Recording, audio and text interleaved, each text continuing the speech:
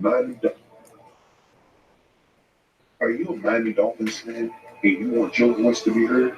Come join us. Miami Dolphins fan voices. I'll tell you what. Tannehill will throw it. Now this will end it in trouble, but really,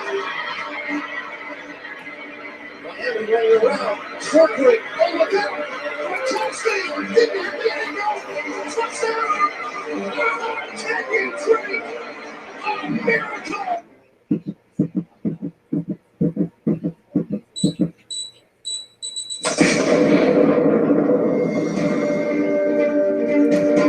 All right.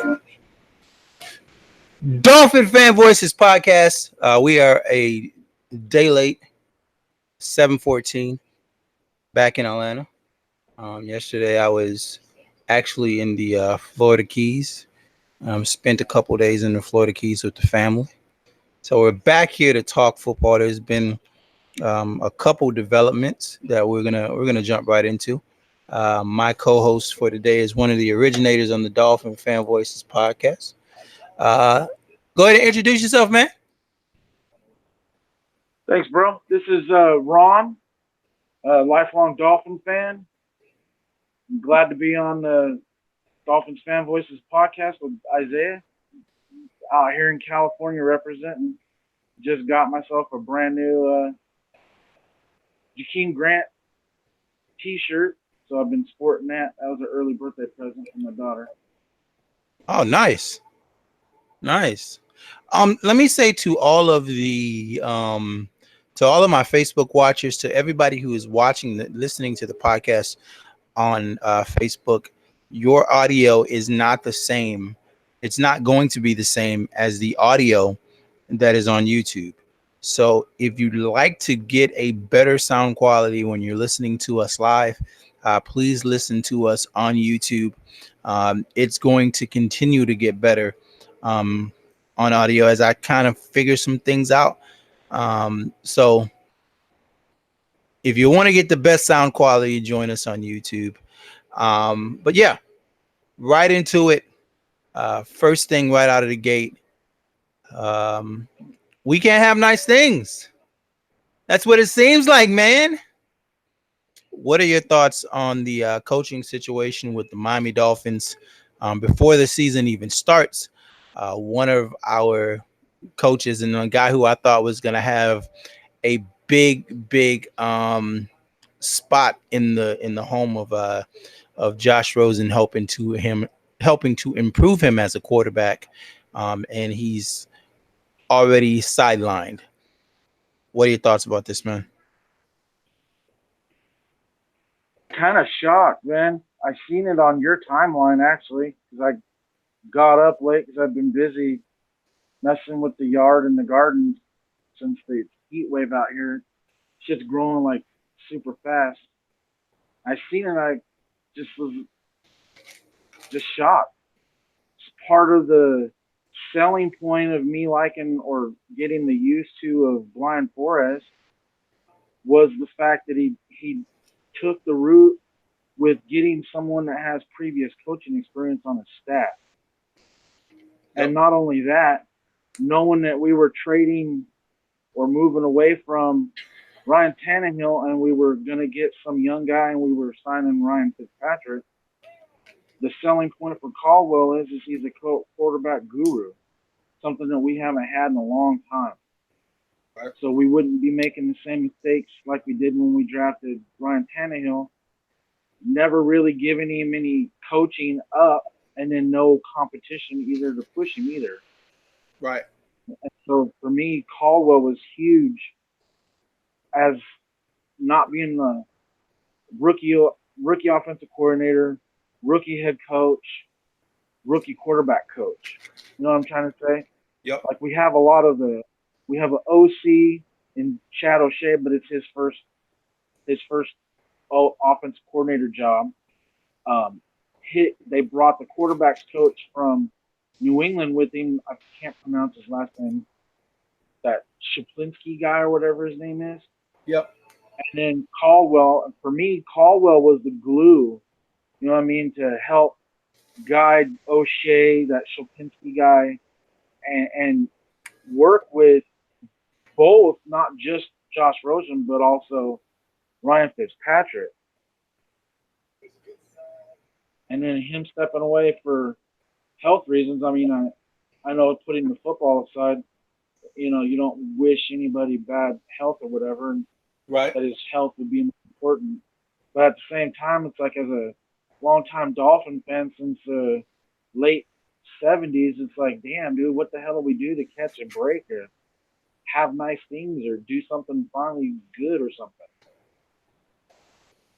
And it's kind of crazy because the previous week there's not a lot of news coming out right now. Of course, we're in the dead of the off season, but the two things that have come out about my team over the last 2 weeks have been a player getting his arm amputated and now a coach stepping away. It's like, well, shit. This is a hell of a start to this season for us. So I'm sitting here going, wow, like how, like, and of course we know about the disastrous injury history that we had last year. All of our receivers going down and all of that, and this just feels like a continuation of what we just got finished going through. I just hope this isn't a preview of what's to come. Yeah, I'm with you on that, dude. Totally right there. I'm with you on that.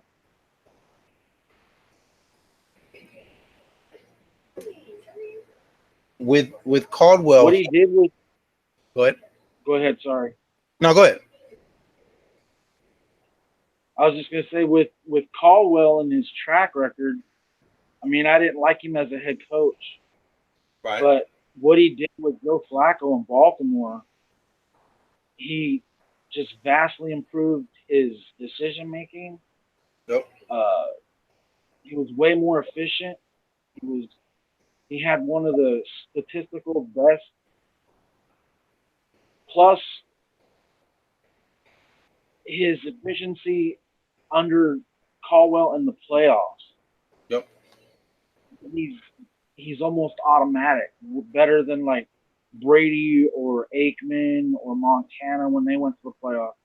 As soon as Joe Flacco gets to the playoffs under Jim Caldwell, his efficiency was crazy. His touchdowns, no interceptions, winning the Super Bowl, coming from behind,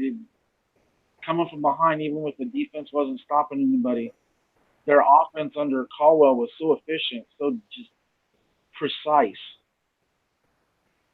Yep. And then he turns around and takes that to Detroit and does the same thing with Matthew Stafford and gets him to lower his interceptions, be more efficient inside the offense in decision making and getting his throwing to the receivers on time so they have a chance to actually make yards after the catch. And that's what's needed with Fitzpatrick and Rosen, especially Rosen. I mean, he goes to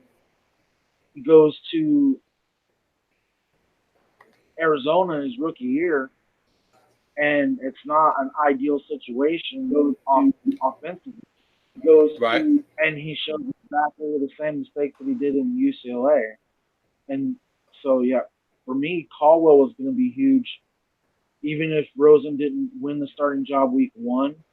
Like around the Redskins game area, week 6, week 7, if there's any falling off of the cliff with Fitzpatrick, he'd have that this whole time, you know what I mean? Yep. Helping Rosen actually get it where it clicks in his head. Because he's a smart kid, but he tries to force the ball, which leads to turnovers and throw into too many tight windows when there's better reads to make. You know what I'm trying to say? Yeah. Like it's great that you can make a tight window throw, but if there's a guy on the other side that's wide open, just throw it to the wide open guy. Take what the defense is giving. Yep.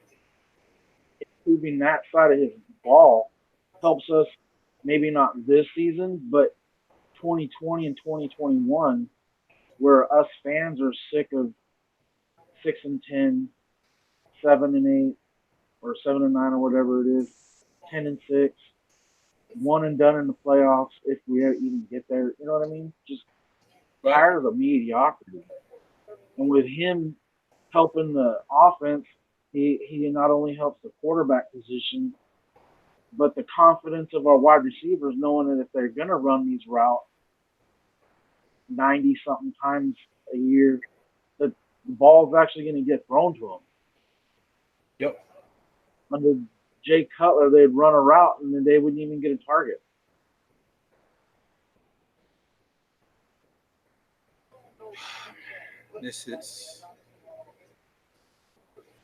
We are. How many more weeks we have to? What do we have? 2 more weeks until actual preseason football, if I'm not mistaken. The 22nd, next Monday. Wait a minute, it's next Monday? 22nd, the training camp begins for the rookies, and then the 24th is mandatory for the vet. Right. What do you So think? We'll get the dead season of the off season that ends. Right, and we'll start hearing about the camp battles and everything that's going on. Preseason that first week. Right. Yeah. And then the first week of August, we'll get this lead up to the preseason. So 2 to 3 weeks, 3 weeks, we'll see preseason games. Right. Okay, so our first We preseason. also have that practice with Tampa. What was that? I said, and we'll have that joint practice against Tampa. Right. With our first game will be it's going to be versus the Falcons on August the 8th. You know what though? With everything that's going on and everything that that we have everything that we've been through, especially with injuries over this last couple years, I'm going to be very uneasy during the preseason, probably more than any other preseason that I've had in a very long time, considering the fact that we've lost so many players due to injury, and now jumping out of the gate with this situation, with our one of our coaches having to step to the side. I don't know about you, but now I'm gonna be like, I don't even think I'm gonna be able to cheer for anything in this preseason at all.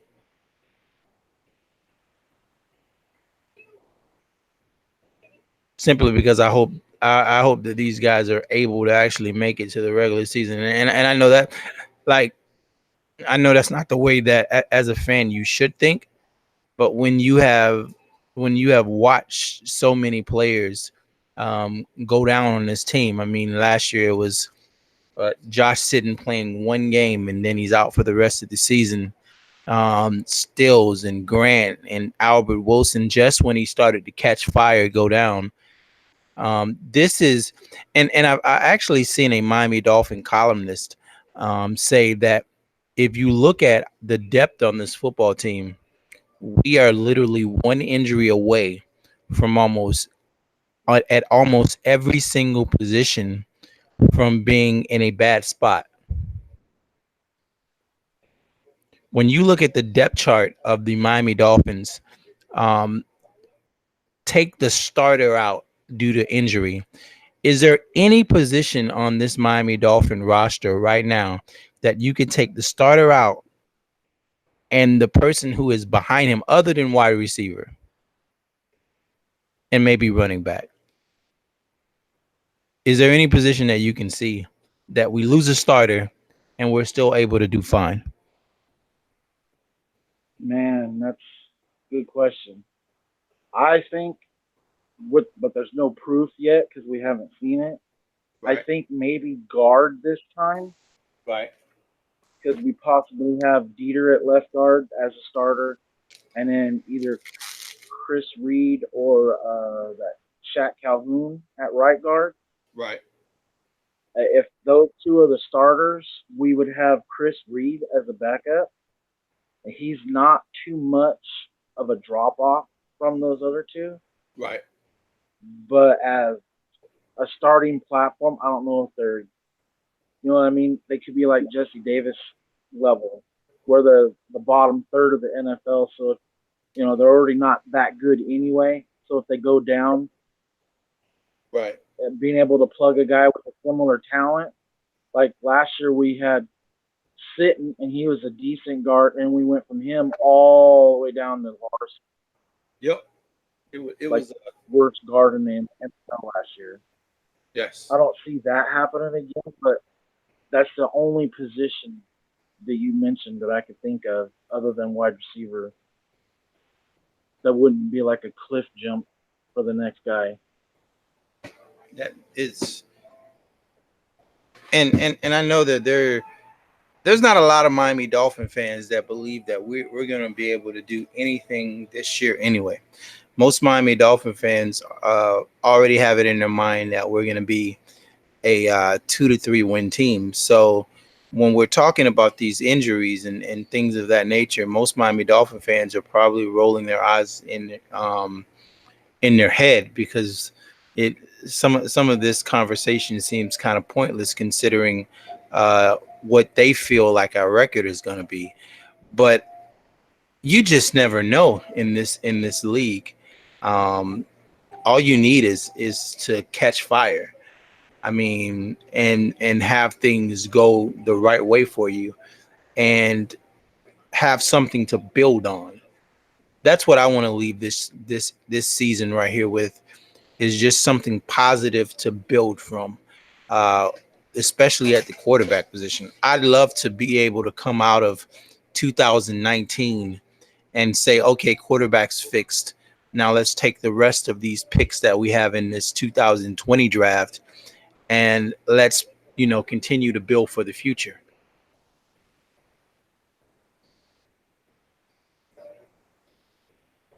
Yeah, I was just having a talk with a Dolphins fan on Facebook Messenger earlier today, Right. and I was gauging how they felt about the team, and they were like, well, it's going to be a crap season. The best we can hope for is 7 wins, but I see us winning maybe 3. So it's going to be a shit show. So I'm not worried about it. I was like, wow, dude.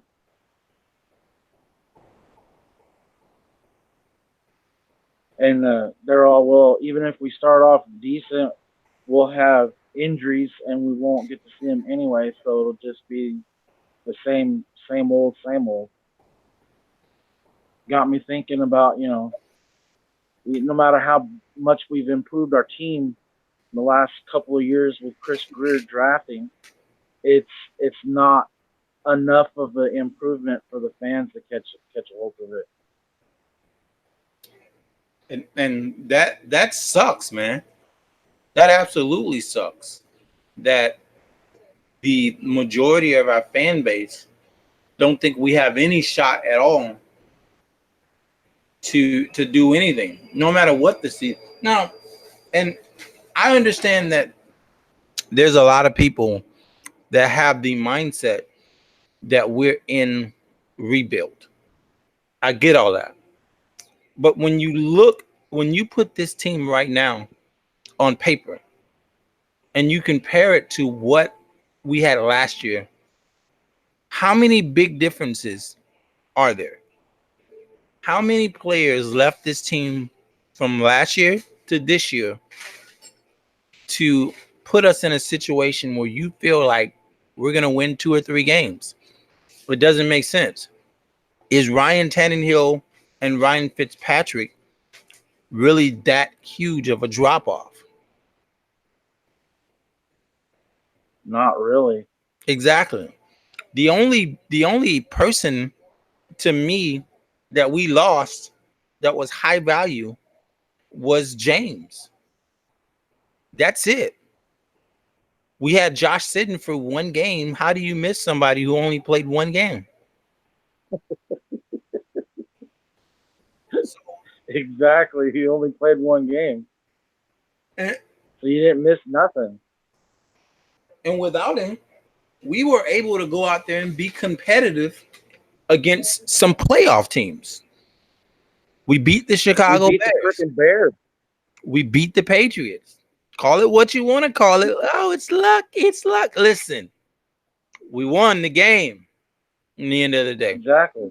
In the end of the day, And we, the column says win-loss. It doesn't say lucky or any of that other stuff. We won. we should have won that Colts game. Exactly. We had a double-digit lead in the middle of the fourth quarter. And then Gase and Ryan Tannehill shit their leg. Calling stupid plays. Exactly.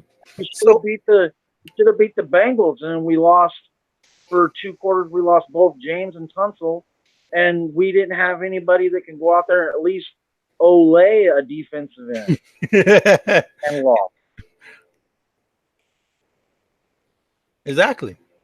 So for all of those Miami Dolphin fans that are sitting at home and you have zero optimism, understand that we went out last year and we beat one of the best defenses in football. And the players that we did that with, the majority of them are coming right back onto this roster. Now, how Albert Wilson is going to do post-injury, I don't know. I hope that he comes back and he's able to be the same guy that he was. But the fact still remains that not a lot was lost. And people like there were people last year I was talking to was like, yeah, man, we got talent to win 8-9 games. This year I'm talking to those same people and they're like, yeah, man, we're going to win 2 games. What are you talking about? That simply makes no sense to me. Let's look at it. What it makes no sense to me either. Let's look at what we lost. I mean, literally, what did we lose? Sit and walk. We cut him because he was hurt, and that was his 3rd straight season of missing some games. So we cut ties there, and we drafted Dieter and signed Reed and Calhoun, and done. And then we trade Ryan Tannehill, but we pick up Rosen and Fitzpatrick. Right. And Rosen's kind of key because he's only in his 2nd year, so we finally have a young guy we can look at and maybe down the road develop. We didn't have that last year. We had what? Osweiler as the backup to Ryan Tannehill. That's not a favorable situation. Exactly. We lose Danny Amendola. But he clears a spot for Preston Williams and more playing time for Wilson and Grant. Exactly. What did we lose there? Nothing, in my opinion. Oh. To me, the only player that I really would wish we had back was Cameron Wade and Juwan James. Yes. But in Juwan James' case, why would we want to pay almost $13 million for a right tackle? Exactly. That makes no sense. So, I mean, if we look at it as a bad move, it's not a bad move. We would have to give wide receiver money to a right tackle. Yep. That it's just it's Grant did nothing for us. Nope. Not at all. I don't. And like you said, we're getting now. Granted, they were injured, so we don't know what we're getting after their injury in Grant and Wilson. Right. But before they went down, they were breaking out.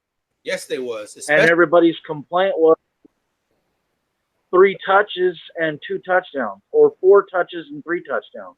Yep. Why can't they get 10 touches and maybe we get 8 touchdowns? Exactly. Maybe we don't have to worry about a late field goal in overtime or that Parkey miss in the Bears game.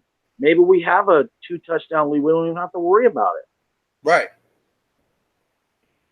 because they weren't being used. And then Drake and Ballard sitting down and Bolden sitting down for the old guy, Dinosaur Gore. Yep. That's another one. That Patriot game, Bolden got, 4 touches and 3 touchdowns. Yep. And then we set him back down. It's that first run, he got 60 yards over the right guard. And that's our shittiest blocking spot, is the right side of the offensive line for run blocking. Yep. And he went right over, Bolden went right over that. It was just a foot race, and they couldn't catch him against his former team. This coaching staff did some very peculiar things last year. Another guy who did something like that was Leonte Carew. He went up there, he made an outstanding play, and then we don't see him for the next 3 weeks. Like, what is this? It's like they did whatever they could do to stop the progress of these players, and stop them from contributing. Guys contributed, and then you don't see them anymore. It doesn't make any sense. So that Parker game against the Texans. Yep, that's another one. And then you don't see him the rest of the year. Nope. And in the first 4 games for Steels, he was lighting it up, and the next thing you know, in the middle of the whole season for a 6-game stretch, you don't even hear his damn name. Nope. See, and that's part of the hope from me, that we're bringing that Patriot philosophy over. I hope that's the thing that transfers for us from the Patriots. Is they are the best at building game plans and exploiting weaknesses of other teams. They do it better than any team I've ever seen in my life. And they're also amazing at going into the locker room and coming out and devising a plan to exploit something that they've seen on tape as they're watching the game live. That's something that they do fantastically well. And that's something that I'll be looking at from Flores and the rest of this coaching staff is, are they able to do those type of things? I think those are the things that when you look at the coaching tree of the New England Patriots, the game planning and the halftime adjustments is something that you don't necessarily see from the tree of Bill Belichick, but it's that trait that is able to get you back against the Falcons. It's that trait that's able to beat the Los Angeles Rams, because you make adjustments and they're the best at it. I've never seen a team this good at making adjustments. Yeah, they're super good. You don't even have to go into halftime. They can go drive per drive and make an adjustment. You can see it. Yep. And so on the broadcasting, you'll see they'll pan the Patriots sideline. They've got the iPad out. They're all huddled up, the whole unit that's not on the field at that time. Yep. And and the coaches from other spots will be coming over, and you'll see them interact. Hey, then you watch them come out, and the scheme switched, or a player sits down and a guy comes off the bench. Next thing you know, the other team can't stop it, like the Chargers in that playoff game. They just looked like they were sick. Yep. They couldn't shoot the ball. Yep. Philip Rivers sitting there screaming at all of his other 10 guys, going like, "What the fuck are you guys doing? Let's go, guys!" And that I'm hoping that's what comes with when you were saying the coaching is that was Chad O'Shea's job was red zone game planning for the Patriots offense. Yep. And I'm hoping that he can do that for us. And I believe he has some very good tools to work with on this roster. Whether it's Preston Williams, Mike Gesicki, however the hell you say his name. And I don't want to say that other guy's name, because if I say his name, he might get hurt from my mention. So I'm gonna say that guy Humpty that's fragile on that guy. I don't want to jinx him. I don't want to say anything on I don't want no. I say something on this video, and the Humpty. next thing you know, he pulls a quad. So no, I'm gonna stay away from that one. But I do believe that he's got some tools to work with in the red zone, man. This team could be a fantastic red zone team.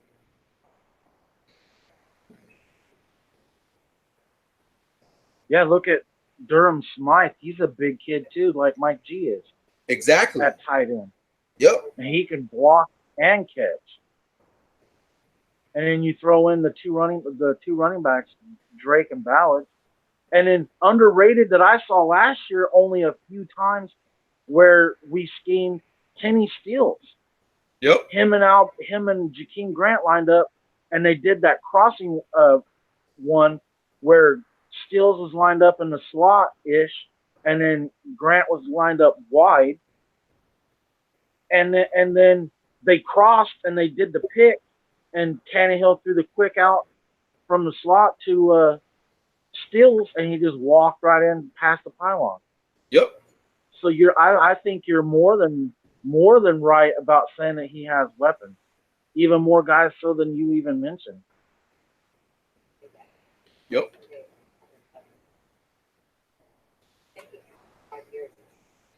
I'd like to see the adjustment side of the game translate from the Patriots. I'd like to see the running game. As much as people say that they're prolific passing, they run the ball. And if they find a team like us, we can't stop a fullback. Man, when you look at that first game last year at week 4, we seen a shit ton of that Devlin guy at fullback because our linebackers didn't know what to do to stop a fullback. Yep. Exploit a weakness and just go like John Madden used to say. They can't stop it. I'm gonna keep calling it. I'm gonna keep running it until you. And that's what drove me nuts. That's what drove me nuts with Gase is we'd see something to work and I want to throw the ball. I don't care. Brandon Bolden just went 69 yards on one touch. It was his first touch in our uniform. And then we handed him a second carry, and he took it 38 yards for a touchdown. And I don't care if he went 12 yards for a touchdown. I want to throw the ball. Let's throw it, and it's a pick. And guess what happens in the next few games? You don't barely see the guy at all. Yeah, he's on the bench. Me and you were talking about that Bolden guy. You're like, man, I can't believe he was just a special teams guy. But look at the value he brings when we went, that one game we went double running backs. We had Drake and Bolden in. They faked it to Drake as a decoy, and Bolden just walked into the end zone. You're like, man, this is what I want to see. And he scuttled it. Yep. 2 successful straight plays, and I was like, well, no, I don't want to do that no more. Let's do this, and it's a pick. Or 3-and-out punt, 3-and-out punt, 3-and-out punt. It made no sense. I'm hoping that changes because it's frustrating, super frustrating as a fan. Knowing that we have the weapons to do it too. Is there any game in this upcoming 2019 season that you're really looking forward to from our team? That first 4-game stretch, right? The 3 that are at Miami and the Heat, I'm excited, especially that Raven game because they're moving philosophy on their offense, and they lost. In my opinion, they lost 2 of their best players as team captains on the defense, in Suggs and Mosley. Yep. And it's in Miami Heat, day after my birthday on the 8th. That first month, those 3 games in the Heat, the Ravens, then the Patriots, and then the Chargers. I'm excited to see that because we could shock the world by going 3 wins in those 3 games. I'm concerned most about that Cowboy game because it's in Dallas in the Dome. Right. And it's going to test our young defense because we don't know what we're going to be doing, and we have to figure out something at defensive end. And we're getting the Zeke Elliott with their killer offensive line, and then they got Jason Witten back at tight end, and Amari Cooper at wide receiver. If they move Amari around like they always do, and we somehow want to be rigid where we don't let Howard follow the Cooper, and we end up with Cooper on like TJ McDonald like last year with Hopkins on McDonald and stuff. You know what I'm trying to say? You're gonna get that worries me because, like you said, we haven't seen nothing. You know what I mean? So we don't know what we're gonna get. So that kind of scares me because they have weapons. Yeah. Now Dak isn't that great, but he's smart enough to throw it to his best guys. And I want to see how we game plan that Colts. That's another exciting game matchup for me. Which we had their ass whooped last year. Which game is that? The Colts game. Yeah. We had their ass whooped last year. Yep. Handicap with the crappy coach. Yep. Those are the games I really am honestly, truly excited to see. And I want to see how we stack up against the Eagles in that game. Because we're playing the NFC East. Yep. We'll get the Redskins after our break in week 6. And we're getting the Cowboys in 3 at Dallas. And we'll get the Eagles. I can't remember if that's a home game or a road game. The rest of them are easy to me. Like, we get 2 against the Jets. We get the Giants. Even though it's in New York, it's back-to-back New York games. We tend to do well at MetLife Stadium. Mm-hmm. And I honestly don't see the Giants doing anything other than parking. Now, the Giants do have that guy back there, running back. So we better have our butts covered as far as our run-stop defense when we go to face Saquon. Because honestly, I believe Saquon is a more dangerous running back than Ezekiel Elliott is. So that's the one threat. Yeah, he's one cut and gone. Yeah. So that and he can catch the ball too. Yep. I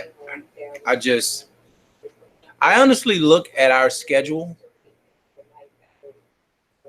like the entire 16 games in this season, and I know I get accused of being a fanboy when it comes to stuff like this, but I look at our schedule, and honestly, I see 2 games that I think are going to be impossible for us to win.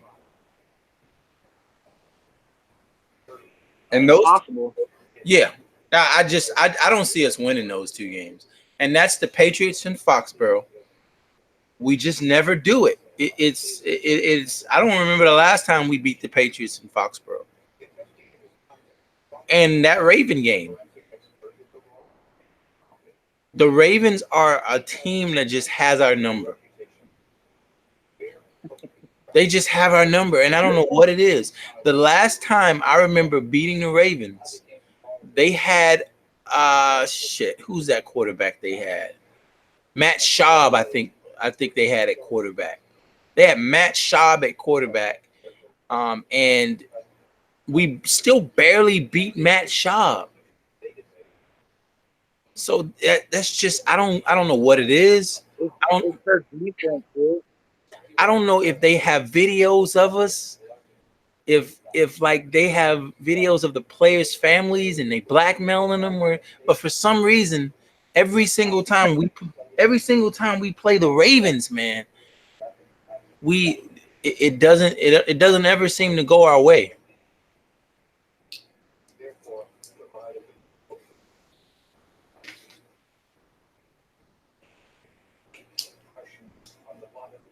Man, I don't know. I guess I'm a fanboy. I think we'll win that Ravens game because it's in Miami. I hope so. That would be a hell of a way to start. Sorry. Go ahead. There's no film on us. There's no film? Before they knew our players, we didn't really change all that much since 2012. Right. Yeah, you got a point. You got a point. It's that heat. And I like what I'm hearing, how if a player makes a mistake, Flores has them doing push-ups, and then they have to run to that no talent wall, TNT wall, takes no talent for a bonehead error. So wherever they're at and they make an error, before they can line back up, they have to run. And he hasn't used the bubble. They're out in that fucking Florida heat, dude, just sweating their ass. Like Shula used to do in the 70s. Yep. Just running them into the ground. And then when they get into a game, they're not tired. The other team gets worn out. Yep. I always wonder, you're a Miami team. You play in the heat. So you're conditioning your off season and your off season workouts is in the heat. Why are we not a team that runs a faster tempo?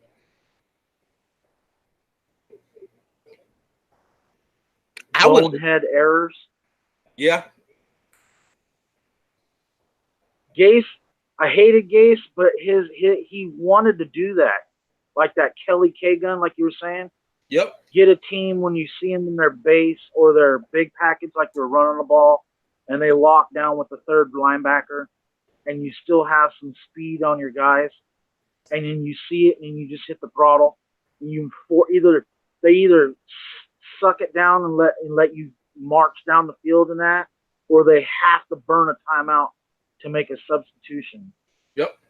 But when you do that, you're calling 2 or 3 plays in the huddle typically, and our guys, for whatever reason, Jawan James will go off sides, or Laramie Tunsil will flinch, or we'll get a false start from Larson or whatever. It's just the mental focus wasn't there. Like let's say we have a team like one of those cold weather teams, like Minnesota comes down here, and we get on the field in the first quarter, and by the third quarter they're gasping for air. So now I'm coming out running no huddle, boom, boom, boom, boom, and I'm keeping big guys like Linval Joseph and those other big guys that they have up front. I'm keeping them on the field. There's no substitutions, and I'm just gonna gas them with this Florida heat. Miami, the Dolphins should absolutely be using the heat and our home field advantage to our advantage. I agree. The wasted advantage. Yeah. Especially like we did that Steelers when we had Ajayi, remember? Yep. And Lawrence Timmons the season before we signed him, he's out there at the 10-yard line and he's puking. Mm-hmm. Yep. Because of that Florida heat. That Florida heat, dude. Man. Jai goes for 200 yards. They can't even tackle him. Nope. They were in those Steeler blacks too, man. That had to suck. Yeah. Fucking black in the sun. No shade on the sideline. Man, dude. 105 degrees and you down on the field in black. Shit. Fucking cooking, dude. They must have come off wanting ice cubes on their nuts, dude, because this shit just stuck to the inside of their thighs. Lawrence Timmons started the game weighing 245. He finished the game wearing 231. Yeah, dude. Shit. Just ringing with stuff. If I'm not mistaken, they were cramping on the sidelines, too. They were giving guys IVs and shit at halftime. Yeah, they have to. And I agree with you. We should get them in their base, run 3 straight plays, and have the personnel flexibility. Like we could use, if we're smart, we could slide Gesicki as a big slot.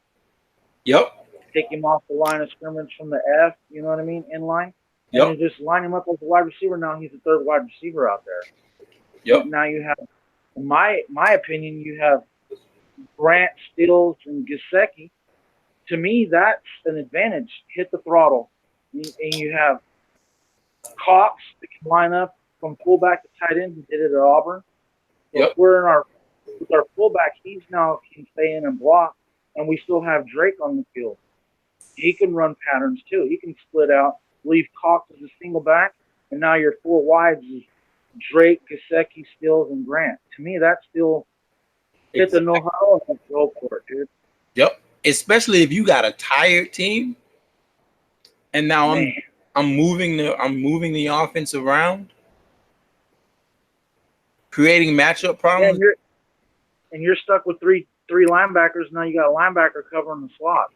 Exactly. What happens if you slide? What happens if you slide and they get confused? You slide Drake all the way to the outside, and you bring Stills in the slot, and now Stills is on a linebacker. If the linebacker doesn't remember to go all the way out to cover Grant or Drake, Toast. So now you think you're taking away Drake? Go ahead. Now we got Stills and Gesicki in the freaking slot. Now who are you gonna cover? Gassed. Yep. Then bunch them back up, and now you can still run your power game. Yep. Gesicki in the F, Cox in the backfield with Drake or Ballage, and now you can still go bruiser I formation shit. I sincerely hope that the Dolphins coaching staff is listening to this podcast tonight.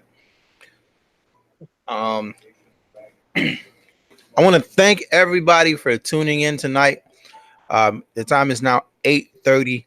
The next podcast will be 7:20. 7:20 is that Saturday. So thank you guys for tuning in. I apologize for not being able to come on last night. I was out traveling with the family, so excuse me. If you like what we're doing, folks, do me the biggest favor. Share this video on your Facebooks, on your Instagrams, on your Twitters. Tell your friends about us. Don't keep us as a secret, man. Tell somebody. Dolphin Fan Versus Podcast. And I thank you guys for tuning in. We will see you guys next time. Any final words, Ron? Nope, just thanks for having me on. I love doing it with you. All right, guys, we will see you guys next week. This will be, I am going to take this audio right here, and I'm going to upload it to SoundCloud as soon as the video goes live. I want to hear how the audio sounds because I can't hear it on my end because I'm talking into a microphone now. So I want to hear how the audio sounds. Did it improve? And what changes that we have to make in order to give you guys the highest quality sound possible. I know one of the things that I'm gonna have to do soon is move into my man cave where I don't have as much background noise because my wife is watching murder mysteries right next to me. So I will talk to you guys next time. Make sure that you subscribe to the podcast, subscribe to the Facebook. If you guys are not following and I'm not friended Ron on Facebook, make sure that you guys do that as well. I'll leave his link down in the description so that you guys can add him on Facebook and on Twitter. And we will talk to you guys next week. We're out of here. Peace. Peace.